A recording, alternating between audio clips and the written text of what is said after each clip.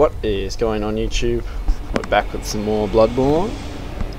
We're going to be taking on the blood-starved beast today, down at the bottom of Old Yarnum here. So, there's a very handy shortcut that some of you may have actually missed here, which is really good for this fight if you get stuck on it.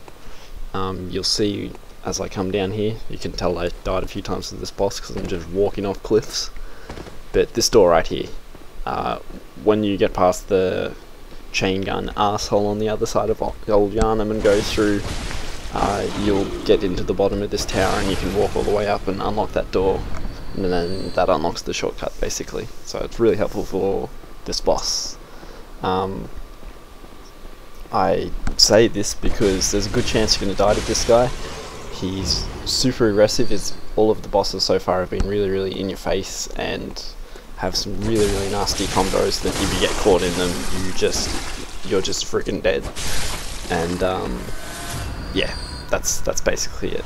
There's some really nasty poison action in this fight, so you want to have a couple of there's a bunch of items that you want to have ready for this fight. You want to have some fire paper because he's extremely weak to fire, because he's a beast. If you haven't realised already in this game, they keep mentioning beasts being weak to fire. Pay attention to that, that's a thing.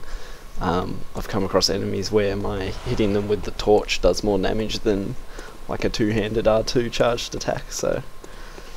But yep, he's weak to fire, and you'll want some antidote to deal with the poison, because you almost certainly get poisoned. Like if he hits you once or twice after a certain point in the fight, you'll get poisoned, and he has a slow poison and a fast poison. The fast one's really nasty. If you get hit with that and he hits you like once after, you're pretty much dead unless you just spam heal your way out of that shit. So yep, we're nearly at the fight. I'm gonna stay in with you this time just to sort of talk it out a bit. He can be parried, but it's a little bit risky. Most of the enemies are fairly easy to parry in this game, I found. Like compared to Dark Souls 2, I didn't really parry a whole lot. I kind of steered clear of it, but in this game you're encouraged to do it, and most of the enemies are pretty easy to do it if you get the right attack, and that's really important, because if you get the wrong attack and you don't get it, you can just die straight up. So it's a high risk reward thing with this fight. And if you have your fire paper active when you do the parry and riposte, it'll do like a lot of damage. So here we go. That's basically your best parry opportunity, is when he takes his hand back to the right like that. When you're close to him, you can get it basically. But he's very feisty. Your choice of weapons probably going to be a bit important here too. Slow weapons, not really the way to go. I don't think. You need something sort of quick so you can get in and out, as he has a habit of just sort of turning on you and just wailing on you, like he nearly does there to me. So you can see how much damage we're doing. I'm not sure how much my weapon was upgraded at this point. I'm using the Kirk hammer. I think I was at +3, +4 by now, from memory. But yeah, as you get his health down, you'll start to see the poison effects when he hits you.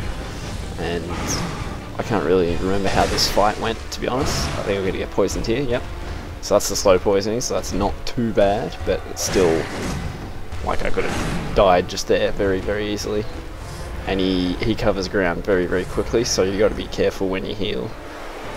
He's sort of piecing out right now, so that was lucky for me. If you're really having trouble getting him off your ass when you're trying to heal, use the, what are they called, the pungent blood cocktails, and you can get his attention elsewhere while you sort your shit out. So see there, I got the parry, and thankfully I only got slow poisoned instead of fast poisoned, otherwise I probably would have died in that amount of time. But yeah, that's pretty much it. Pretty cool fight. I'm liking the boss arenas a lot so far.